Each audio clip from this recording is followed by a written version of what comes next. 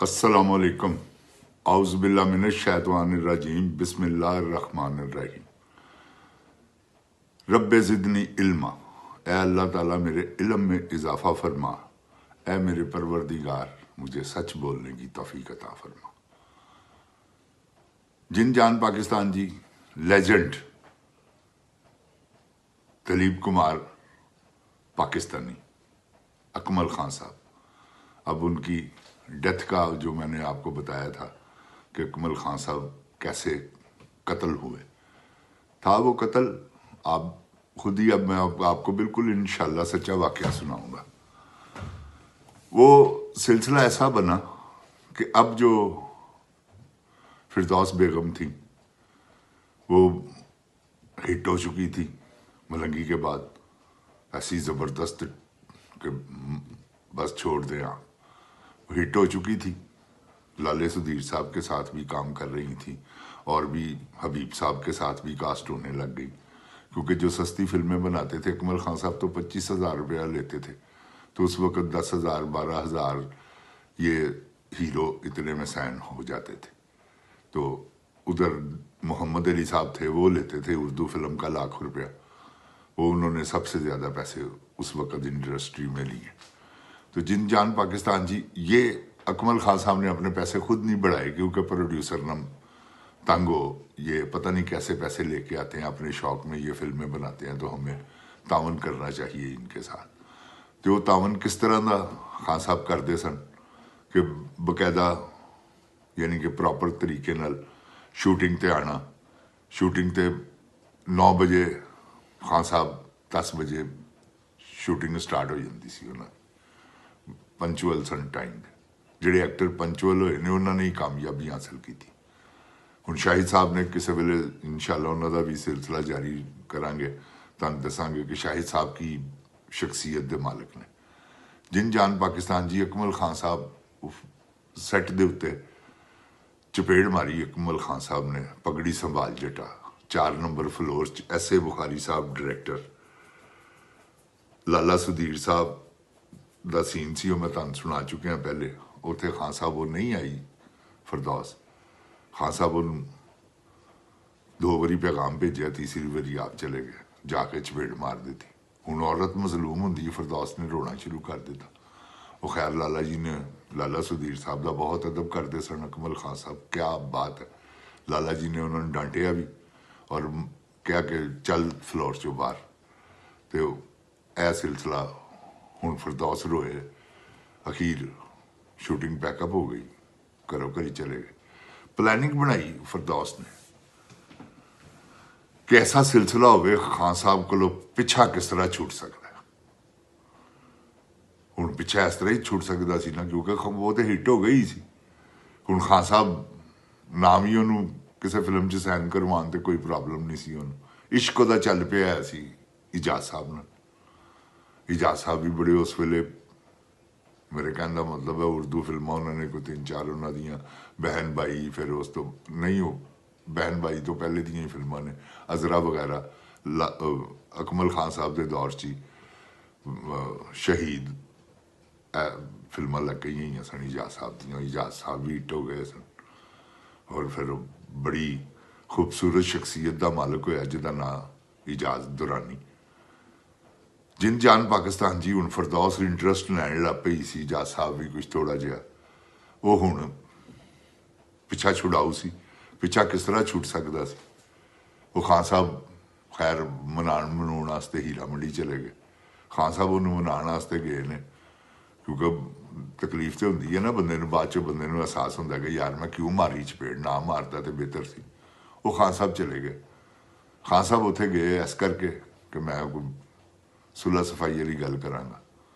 وہ اگے اتنے جا کے تلخ کلامی ہو گئی، وہ تلخ کلامی ہو گئی۔ خان صاحب ویسے ذہنی طور پہ اتنے ہی بڑے یعنی کہ بہادر ٹائپ تے گنڈے ٹائپ آدمی سن، بچپن ہی سارا زندگی ساری مزنگ اڈے اتنے گزاری سی اور بڑے بڑے کام کیتے سن، پھر میک اپ مینی تو پھر اسٹوڈیو چ ہونا، حالانکہ اجمل خان صاحب ایکٹر بن گئے سن لیکن خان صاحب اسٹوڈیو نہیں سن جاتے، ਇਹ ਸਟੂਡੀਓ ਉਸ ਲਈ ਗਏ ਨੇ ਜਦੋਂ ਅੱਲਾਹ ਤਾਲਾ ਨੂੰ ਮਨਜ਼ੂਰ ਸੀ ਤੇ ਵਜੇ ਨੇ ਖਾਨ ਸਾਹਿਬ।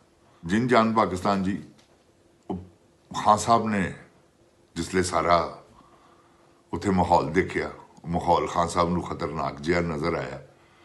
ਹੁਣ ਉਹਨਾਂ ਨੇ ਖਾਨ ਸਾਹਿਬ ਨੇ ਫਿਰ ਉੱਥੇ ਆਪਣੇ, ਤੁਹਾਨੂੰ ਪਤਾ ਸ਼ਹਿਰਦਾਰ ਲੋਕ ਸਨ ਤੇ ਬਦਮਾਸ਼ ਆਦਮੀ ਸਨ, ਖਾਨ ਸਾਹਿਬ ਨੇ ਉੱਥੇ ਗਾਲਾਂ ਕੱਢਣੀਆਂ ਸ਼ੁਰੂ ਕਰ ਦਿੱਤੀਆਂ। ਉਹ ਤਲਕ ਕਲਾਮੀ ਹੋਈ। ਉਹ ਤਲਕ ਕਲਾਮੀ ਦੇ ਵਿੱਚ ਉਹਨਾਂ ਨੇ, ਉਹ 4 ਭਰਾ ਸਨ ਫਿਰਦੌਸ ਦੇ, ਡਸ਼ਕਰੇ ਅੜੇ ਕਸੁਨਾ ਵਾਲੇ, ਤੌਬਾ ਅਸਤਗਫਾਰ।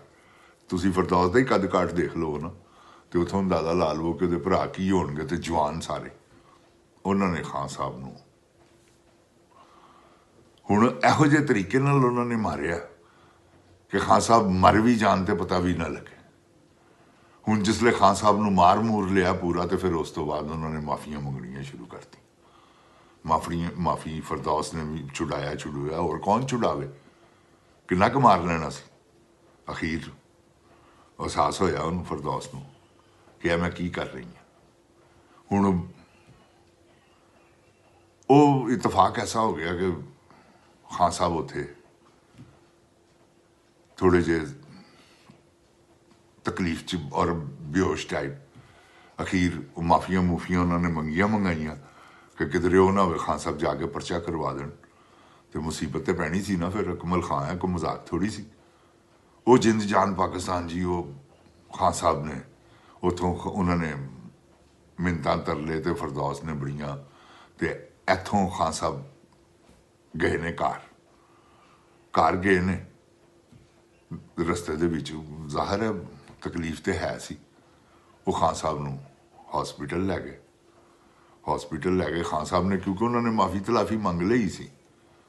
ਮਾਫੀ ਤਲਾਫੀ ਦੇ ਵਿੱਚ ਖਾਨ ਸਾਹਿਬ ਨੇ ਕੋਈ ਐਸਾ ਐਕਸ਼ਨ ਨਹੀਂ ਲਿਆ। ਐਕਸ਼ਨ ਕਿਉਂ ਨਹੀਂ ਲਿਆ ਕਿ ਜਿਨ ਜਾਨ ਪਾਕਿਸਤਾਨ ਜੀ, ਹੁਣ ਅਕਮਲ ਖਾਨ ਸਾਹਿਬ ਆਪ ਬਦਮਾਸ਼ ਆਦਮੀ ਕੀ ਕਹਿਣ ਆਪਣੀ ਬੇਗਮ ਨੂੰ ਕਿ ਮੈਨੂੰ ਫਿਰਦੌਸ ਦੇ ਭਰਾਵਾਂ ਨੇ ਮਾਰਿਆ। ਉਹ ਐਸੇ ਹੀ ਕਸ਼ਮਕਸ਼ ਦੇ ਵਿੱਚ ਅੱਲਾਹ ਤਾਲਾ, ਕਿਉਂਕਿ ਵਕਤ ਪੂਰਾ ਹੋ ਗਿਆ ਸੀ, ਦੂਸਰੇ ਦਿਨ ਖਾਨ ਸਾਹਿਬ ਡੈਥ ਹੋ ਗਈ। ਖਾਨ ਸਾਹਿਬ ਦੀ ਹੁਣ ਡੈਥ ਹੋ ਗਈ ਜਿਸਲੇ, ਕਿਉਂਕਿ ਗੱਲ ਤੇ ਕਿਸੇ ਨੂੰ ਵੀ ਨਹੀਂ ਪਤਾ ਹੈਗਾ ਕਿ ਕੀ ਹੋਇਆ ਕੀ ਨਹੀਂ। ਹੁਣ ਇਹ ਜਿੰਦ ਜਾਨ ਪਾਕਿਸਤਾਨ ਜੀ, ਖਾਨ ਸਾਹਿਬ ਦਾ ਫਿਰਦੌਸ ਦਾ ਇੱਕ ਮੁਲਾਜ਼ਮ ਹੈਗਾ ਸੀ, ਕਿਉਂਕਿ ਮੁਲਾਜ਼ਮ ਤੇ ਤੁਹਾਨੂੰ ਪਤਾ ਇਹਨਾਂ ਦੇ ਹੁੰਦੇ ਨੇ, ਉਹ ਸਾਰੇ ਫਿਰ ਉੱਥੇ ਹੀ ਰਹਿਣਾ ਬਹਿਣਾ। ਉਹ ਪਿੰਡ ਦੇ ਹੈਗੇ ਸਨ ਜਿਹੜੇ, ਜਿੱਥੋਂ ਦੀ ਹੈ ਕੋਈ ਇਹਨਾਂ ਦੇ ਕੋਈ ਰਿਸ਼ਤੇਦਾਰ ਕੋਈ ਉੱਥੋਂ ਆਇਆ ਸੀ।